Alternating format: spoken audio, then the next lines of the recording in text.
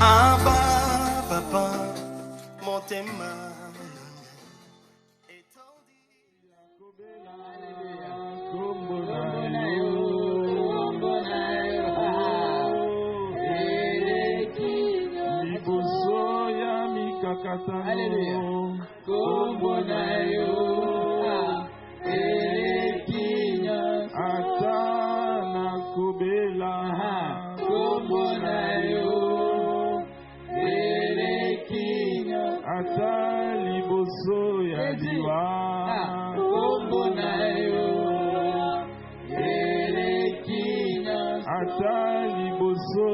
Coronavirus.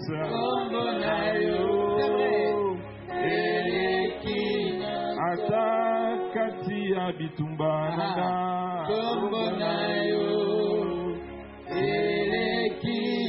Ata liboso ya banguna nanga.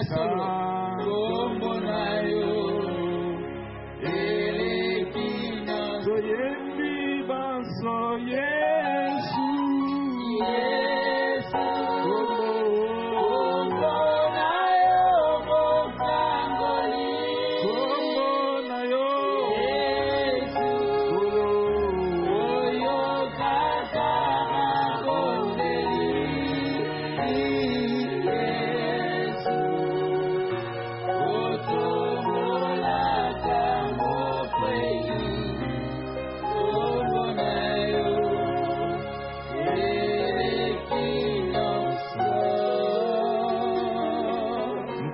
Ton nom Jésus, te bénissons. Nous nous inclinons devant ce nom, car il est écrit que devant ce nom, tout genou fléchira. Toute langue confessera que tu es Dieu. Tu es vraiment Dieu. Voilà pourquoi nous te bénissons et nous voulons écouter ta parole. Permets-nous de l'écouter avec un cœur disposé. Merci pour ton esprit qui agit depuis le début de ce moment. Nous voulons aussi nous disposer nous-mêmes comme simples instruments par lesquels tu vas communiquer ta pensée. Merci de toucher toute personne qui nous suit en ligne à présent, qui s'est disposée à participer de loin à ce moment. Nous savons qu'avec toi, il n'y a pas de distance. Et tu as la capacité de toucher, de guérir, de sauver, de délivrer même à distance. Nous te bénissons, Jésus. Reçois louange et la gloire. Nous t'acclamons, Seigneur. Merci. Gloire à Dieu. Nous bénissons le Seigneur pour ce dimanche qu'il nous accorde gratuitement. Nous ne l'avons pas mérité. C'est vraiment une grâce. Que le Seigneur soit béni et que beaucoup de grâce et beaucoup de bénédictions soient sur son serviteur qui nous suit en ligne, le pasteur Yves Bampilé, envers qui nous avons beaucoup de reconnaissance. Il nous a accordé la grâce d'être orateur de ce matin. Nous lisons la parole de Dieu dans le livre ou dans l'évangile de Jean,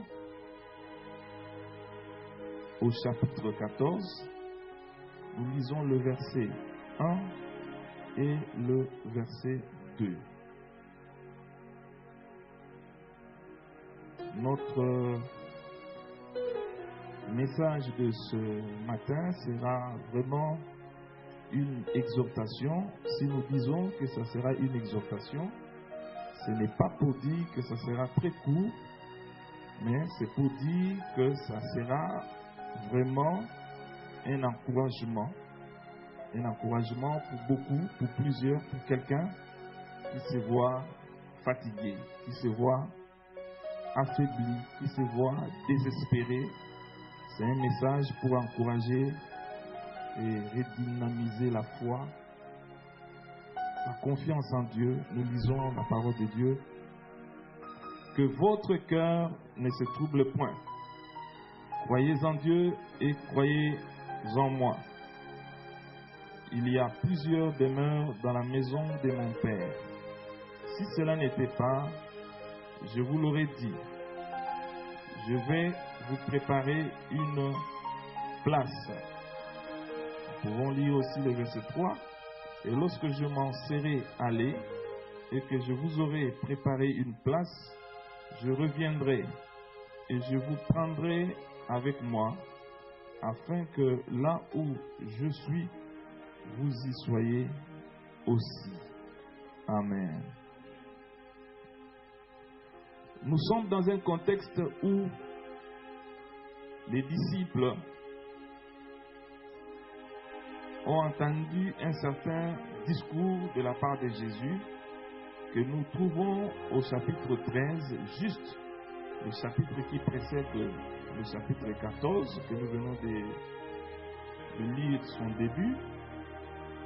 Jésus, au fait, était en train d'annoncer sa mort.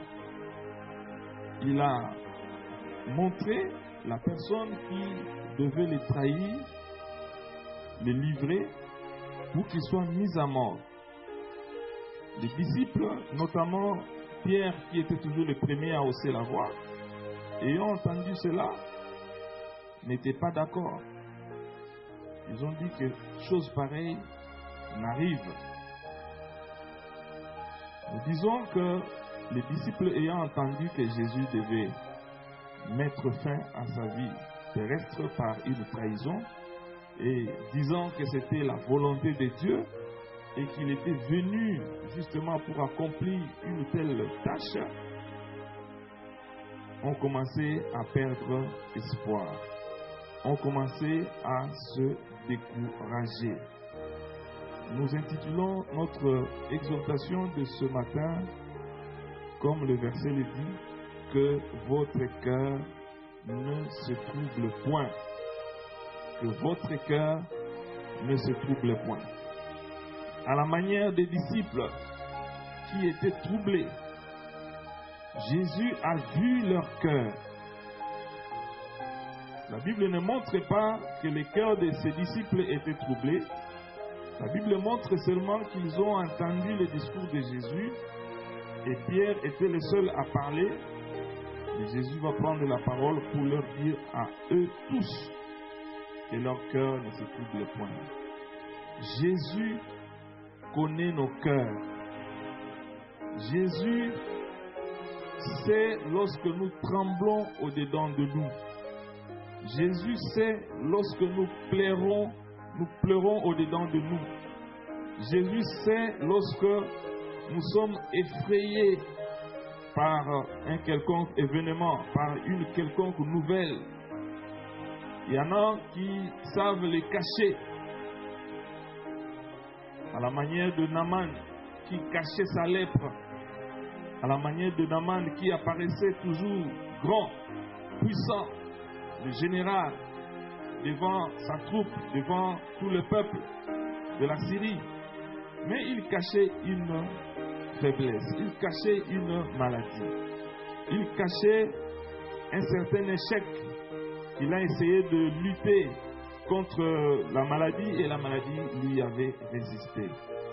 Et beaucoup de personnes aussi peuvent être troublées au-dedans d'eux à cause d'un quelconque événement, comme je suis en train de le dire.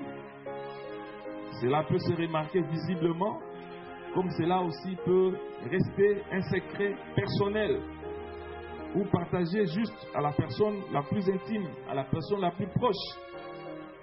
Il y en a qui pleurent dans leur douche, il y en a qui pleurent dans leur chambre, il y en a qui pleurent même dans la toilette. Quand il sort devant tout le monde, il essuie ses larmes, il dit que tout va bien. Je suis venu vous dire ce matin la parole de Jésus qu'il avait prononcée il y a 2000 ans. La même parole restait valable, que votre cœur ne se trouble point. Pendant que les disciples se sont vus presque dépaysés, ils ont vu que bientôt nous serons abandonnés. Bientôt ce maître va nous quitter. Il va partir, il va connaître la mort. Et qu'est-ce que nous allons devenir par la suite? Qu'est-ce que nous allons devenir après le départ de ce monsieur qui, à tout moment que nous avions faim, nous multipliait à manger. À tout moment qu'il y avait des malades, il parlait seulement et les malades étaient guéris. Mais ce Jésus va partir. Nous allons rester peut-être sans domicile fixe. Et Jésus va leur dire qu'il y a de la place dans la maison de mon Père. Mon départ n'est pas un départ de séparation pour toujours, mais je pars pour vous préparer une place. Lorsque je serai parti, je reviendrai, je vous prendrai, afin que vous soyez avec moi là où je me trouve, car il y a beaucoup de demeures dans la maison de mon Père. Nous sommes troublés par quoi? Nous sommes parfois troublés par de mauvaises nouvelles. Une nouvelle qui peut être fausse, une nouvelle qui peut être vraie sur votre environnement, comme nous l'avons appris dans la semaine, que cette pandémie est en train d'envahir notre province. Ça a été publiquement annoncé. C'est quand même une nouvelle. Mais nous voulons opposer de telles nouvelles à la parole de Dieu. Nous voulons opposer de telles nouvelles à la promesse de Dieu, à la bonne nouvelle de Dieu. Nous pouvons lire cela dans Psaume chapitre 112. Nous commençons au verset 5 jusqu'au verset 8.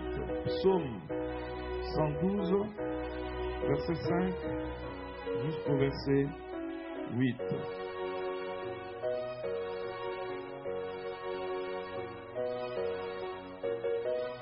La parole de Dieu nous dit ceci. Heureux l'homme qui exerce la miséricorde et qui prête. Oui, qui règle ses actions d'après la justice, car il ne chancelle jamais.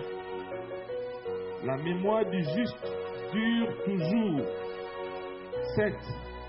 Il ne craint point les mauvaises nouvelles.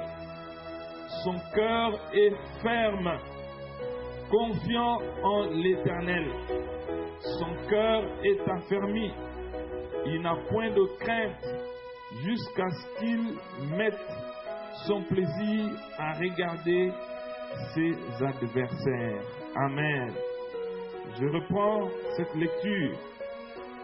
Heureux l'homme qui exerce la miséricorde et qui prête, qui règle ses actions d'après la justice, car il ne chancelle jamais. La mémoire du juste dure toujours. Il ne craint point les mauvaises nouvelles. Son cœur est ferme, confiant en l'Éternel. Son cœur est affermi. Il n'a point de crainte jusqu'à ce qu'il mette son plaisir à regarder ses adversaires. Vous êtes peut-être troublé parce que vous avez un adversaire qui s'élève, qui se dresse devant vous et qui vous menace. Vous êtes peut-être troublé parce que la maladie, toute forme de maladie, se dresse contre vous et vous menace. Vous êtes troublé parce qu'on vous a annoncé le licenciement. Vous êtes troublé parce que pendant cette période de la pandémie coronavirus, il y a des entreprises qui commencent à diviser le personnel en deux, mettre certaines personnes en repos et faire travailler une partie. Certaines promettent la permutation et d'autres en profitent pour balayer carrément certaines personnes dont leur tête ne leur plaît pas. Ce sont des nouvelles qui peuvent troubler. Ce sont des nouvelles qui peuvent nous mettre mal à l'aise. Ce sont des nouvelles qui peuvent nous faire perdre la boussole. Mais, qu'est-ce que nous devons faire? Ceux qui craignent de mauvaises nouvelles les craignent parce que leur vision est limitée. Si vous avez une vision limitée, vous resterez en train de craindre. Si vous regardez seulement très près, comme les disciples regardaient de près. Ils voyaient seulement le jour qui suivra. Si Jésus meurt, c'est la fin. Si Jésus meurt, je suis fini. Non. Ayez une vision qui regarde de loin. Pendant qu'ils étaient troublés au fond de leur cœur, Jésus leur a montré une vision beaucoup plus élargie, beaucoup plus lointaine. Il leur a dit, je vais vous préparer une place. Je viendrai vous prendre. Et vous irez et vous serez avec moi, là où je suis, dans la gloire, dans la présence de Dieu. Nous ne devons pas avoir une vision limitée. L'autre fois, nous avons parlé ici que nous devons avoir la vision de Dieu. Nous devons regarder les choses comme Dieu. Nous disons aujourd'hui que la vision ne doit pas être limitée. Limitée sur vos capacités, limitée sur votre environnement, limitée sur les personnes qui vous viennent en aide. Il y en a qui comptent sur les gens. Nous allons en parler. Nous ne devons pas avoir une vision limitée comme les disciples l'avaient. Il y en a qui sont troublés parce qu'ils placent leur force sur ce qui est passager. Placer sa force sur ce qui est passager, sur les hommes, sur ce qui est limité. Nous devons avoir Dieu seul pour notre force. Nous devons avoir Dieu seul pour notre ressource. Nous devons avoir Dieu seul pour notre lieu de ravitaillement. Dieu doit rester notre source de ravitaillement. Si vous avez besoin de la santé, Dieu doit être votre source de guérison. Si vous avez besoin d'un peu d'argent pour votre provision, Dieu doit être votre source de ravitaillement. Si vous avez besoin de la protection divine, ne cherchez pas la protection des hommes qui parfois peuvent trahir. Cherchez la protection divine. Vous pouvez être menacé par des messages, des tracts qu'on vous jette, qu'on vous envoie. Cherchez à puiser votre force et votre protection en la personne de Dieu, qui n'est ni passager, ni limité dans les temps, ni limité dans l'espace. Jésus a dit dans Matthieu chapitre 10, verset 28, nous allons lire un peu beaucoup de versets. Matthieu 10, verset 28, Jésus nous a dit ceci.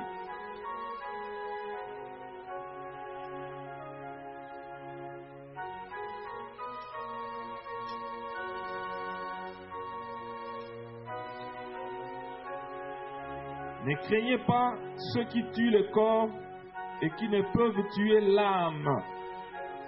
Craignez celui qui peut faire périr l'âme et le corps dans la géhenne. Ne craignez pas ceux qui tuent le corps et ne peuvent tuer l'âme. Craignez plutôt celui qui peut faire périr l'âme et le corps dans la géhenne. Qui peut faire périr l'âme et le corps et les jeter dans la géhenne, si ce n'est notre Dieu. Si ce n'est notre Dieu. Lorsque Jésus a répondu à ses disciples, leur disant, croyez en Dieu et croyez en moi. C'était le début de sa réponse. Croyez en Dieu et croyez en moi. Il m'est arrivé de me poser la question, mais Jésus est en Dieu. Pourquoi il doit dire croyez en Dieu et croyez aussi en moi? Il est en train de dissocier lui et son Père ou comment? Ce matin, pendant que je méditais cette parole, j'ai eu une bonne partie de la réponse. Lorsque Jésus dit croyez en Dieu, il veut montrer le Dieu créateur.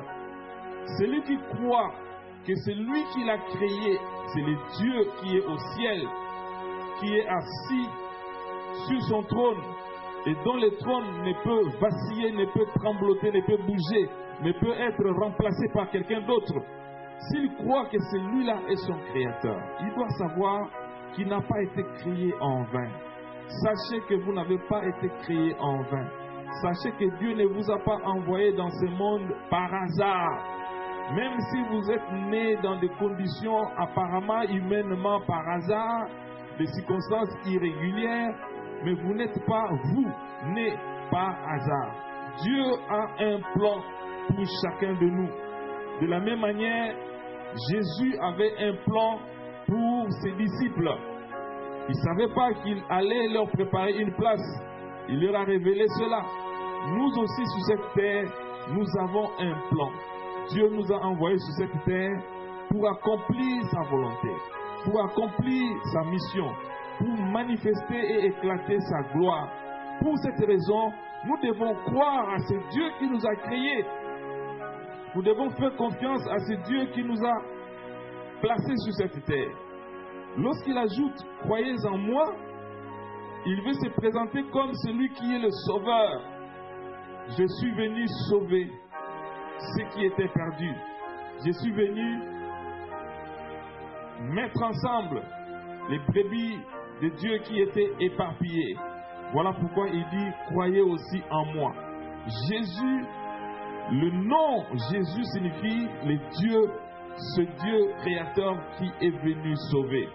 Croyez à ce Dieu qui a créé toutes choses. Croyez aussi en Dieu qui est descendu sur terre pour vous sauver. Jésus a ajouté que même s'il y avait une seule âme, une seule brebis qui serait égarée, il viendrait toujours pour sauver cette seule âme. Donc Jésus est descendu sur terre, Dieu est descendu sauveur sur cette terre. C'est pourquoi il dit « Croyez en moi ». Et lorsque la Bible nous parle du mot sauver ou du mot salut, on ne parle pas seulement du salut spirituel de l'âme. On parle de tout ce qui peut enlever l'homme dans la souffrance, dans le péché, dans les pleurs, dans la maladie, dans toute forme de mal. La guérison physique fait partie du salut. La bénédiction de Dieu fait partie du salut. Et le salut spirituel de l'âme fait aussi partie du salut. Le plus grand salut, c'est le salut spirituel de l'âme. Et Jésus dit, celui qu'il faut craindre, ce n'est pas la menace sociale. Ce n'est pas tout ce qui peut vous menacer physiquement. Ce n'est pas tout ce qui peut vous menacer dans la santé. Craignez celui qui peut toucher et le corps et l'âme. Puisqu'il a la force de toucher le corps et l'âme, il a aussi la force de toucher dans la manière de sauver. Pas seulement dans la manière de détruire, mais dans la manière aussi de sauver. Lui seul a le pouvoir de détruire, lui seul a aussi le pouvoir de relever. Si vous êtes tombé si bas, si le monde, les hommes se moquent de vous pour un quelconque besoin, Dieu est là pour vous relever. Il n'est pas là seulement, il n'a pas seulement la force de détruire, mais il a aussi la force de restaurer. Il a la force de sauver. Il a la force de guérir et de faire de grandes choses. La Bible nous dit encore dans Psaume chapitre 37, nous lisons le verset 17.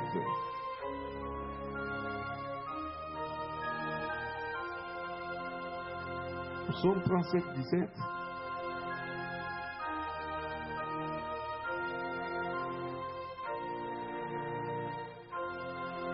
Car les bras des méchants seront brisés, mais l'Éternel soutient les justes.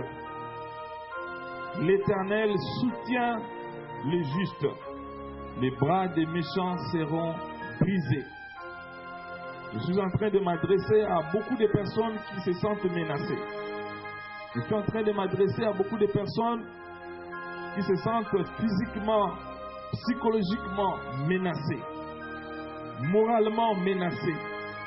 Que celui qui vous menace sera brisé. Le bras de celui qui vous menace sera brisé. Dieu va éteindre les traits enflammés du malin. Les flèches enflammées du méchant seront éteintes. Et l'Éternel se manifestera comme celui qui soutient les justes. Lorsque la Bible dit que l'Éternel soutient les justes, la Bible dit que l'Éternel garde le juste droit. Il ne sera jamais courbé dans la honte, courbé dans la peur, courbé en train de pleurer chaque jour, courbé, en train de faire le deuil chaque jour, je m'adresse à celui qui fait le deuil pour une quelconque raison. La Bible nous dit que l'Éternel soutient le juste, garde le juste debout. Vous ne tomberez pas parce que vous êtes les justes de Dieu. Vous êtes les justes de Dieu. Les yeux de l'Éternel sont braqués sur les justes pour leur faire du bien. Même s'il y a la menace, les yeux de l'Éternel sont braqués sur les justes. Joël 3,16 nous dit aussi: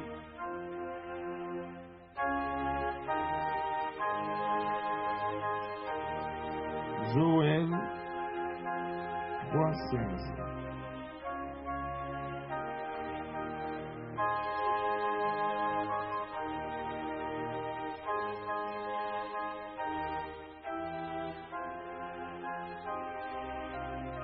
De Sion, l'Éternel rugit.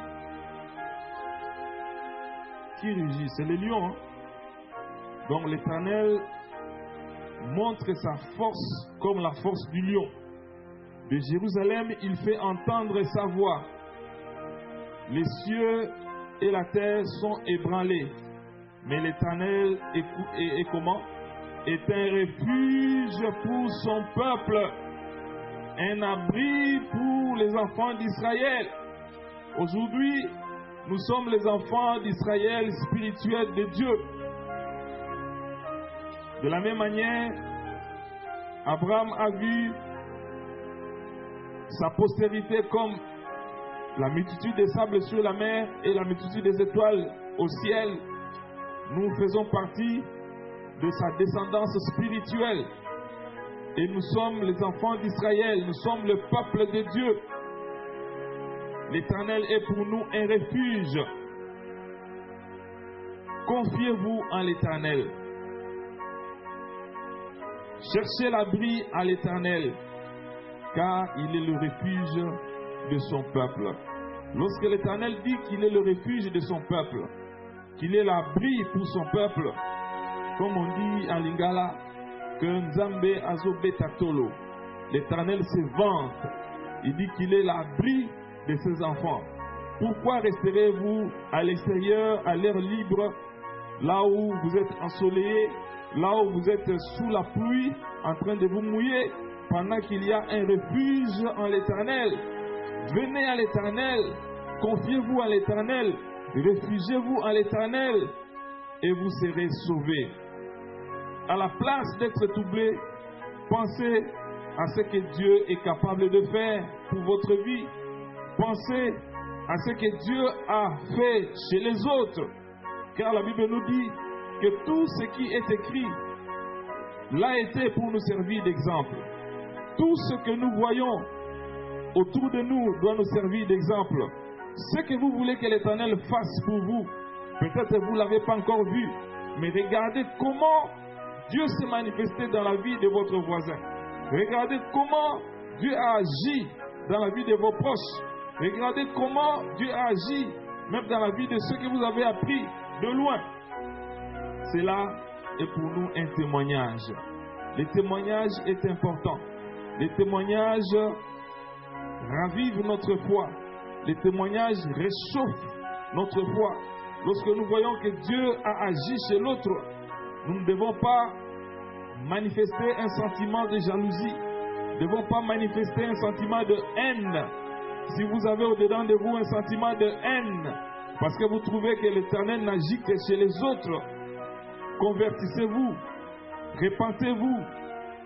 Regardez ça comme un sujet d'action de grâce. Louez l'Éternel pour ce qu'il est en train de faire chez les autres. Et vous verrez que la main de Dieu, la pluie du ciel, tombera aussi sur vous. À la place de jalouser, plutôt rendez grâce à Dieu. Bénissez le Seigneur. Voilà pourquoi la Bible nous dit, avec ceux qui se réjouissent pour leur sujet de joie, pour leur abondance, pour leur bienfait, pour les bénédictions qu'ils reçoivent de la part de Dieu, joignez-vous à eux et réjouissez-vous avec eux. C'est comme ça que l'Éternel fera aussi tomber sa pluie sur vous, lorsque vous allez bénir Dieu pour ce qu'il est en train de faire dans la vie des autres, lorsque vous allez lui rendre grâce parce qu'il est fidèle, il agit chez les autres et la même fidélité viendra sur vous.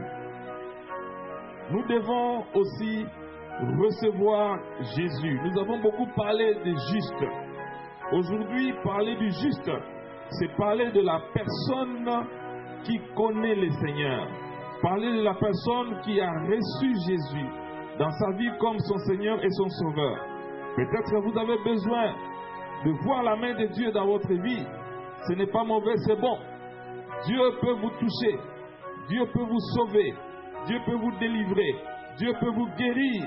Mais la chose la plus importante, c'est que vous soyez aussi un juste. Parmi les justes, comptez au milieu des justes. Dieu sera glorifié si vous êtes juste. Si vous êtes juste, c'est alors que vous bénéficierez de toutes les promesses que Dieu a placées dans le livre, sa parole, pour que vous en jouissiez pleinement. Sinon, vous serez comme cette femme a dit à Jésus, je ne suis pas fils pour manger à la table, moi je mérite récolter, ramasser les miettes qui tombent sous la table après que les enfants aient mangé. Nous ne voulons pas que vous soyez comme des chiens qui ramassent les miettes. Dieu nous invite, Dieu nous appelle à être ses fils, à être ses enfants, à entrer dans sa maison, à entrer dans sa famille, à faire partie de son cercle restreint, être les siens, être ses proches. Voilà comment Dieu pouvait appeler certaines personnes dans l'histoire de la Bible ses amis, parce qu'ils ont accepté de venir recevoir la parole, de marcher selon la parole de Dieu. Dieu a témoigné qu'ils étaient même devenus ses amis. Dieu voudrait que nous soyons tous des justes. Notre justice ne dépend pas de nos œuvres. Notre justice ne dépend pas de nos bonnes œuvres, mais elle dépend aujourd'hui du fait que nous acceptons de recevoir le Seigneur Jésus-Christ dans notre vie, dans notre cœur, lui céder la direction, l'autorité de notre vie, afin qu'il nous dirige, afin qu'il nous conduise. Recevoir Jésus comme Seigneur et Sauveur est semblable à cette image de l'Ancien Testament lorsque Dieu a dit à Noé, construis-moi une arche. Noé a construit l'arche et Dieu lui a ordonné de faire entrer les espèces ainsi que ses enfants, sa famille. D'autres personnes se sont mis à se moquer de lui pour dire pareille chose n'arrivera jamais. Une pluie abondante sur la terre n'arrivera jamais. Aujourd'hui, lorsque nous parlons de Jésus, beaucoup de gens se moquent de nous. Mais la fin de toutes choses est proche. C'est le temps de nous embarquer dans l'arche.